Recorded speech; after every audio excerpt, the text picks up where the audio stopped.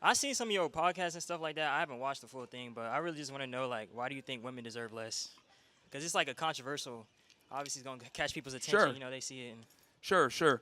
When I say women deserve less, it's for a multitude of different reasons, but I'll just focus on, like, let's say dating for now, right?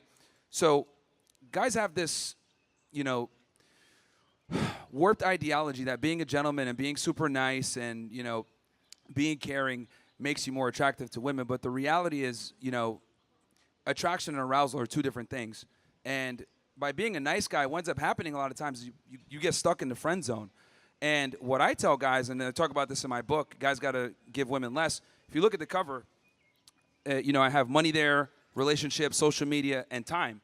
And the reason for that is because we live in a deregulated sexual marketplace. And what that basically means is, assuming two parties have the age of consent, anyone could hook up. Now, we thought this would be a good idea in the 60s with the explosion of feminism and birth control, et cetera. But what ended up happening was when you leave women to their own devices, they date the best guys that they can get. And that problem's been exacerbated as they become more educated and made more money. So it's left a lot of normal guys out of the realm. So what I tell guys is you need a woman that's going to reciprocate that attention, because we're in a position now where they have all the leverage, and a lot of guys are over here courting and dealing with women that, quite frankly, don't deserve it.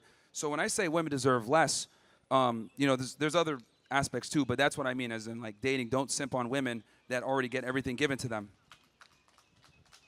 I hope that answers your question. yeah, isn't that just like a generalization though? Because I feel like it's case specific with every person.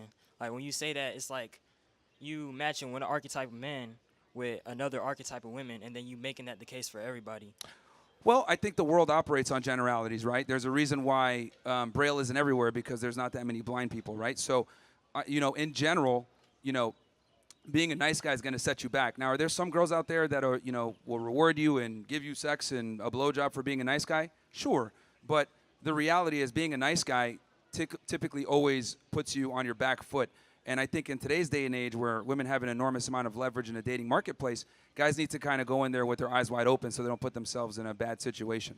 So generalizations are typically how the world works. Of course, there's always going to be anomalies. There's always going to be exceptions to the rule. But I think in general, men need to operate from a position where they're mitigating risk and not investing too much up front. Because we have way more on the line than women do when we get in relationships.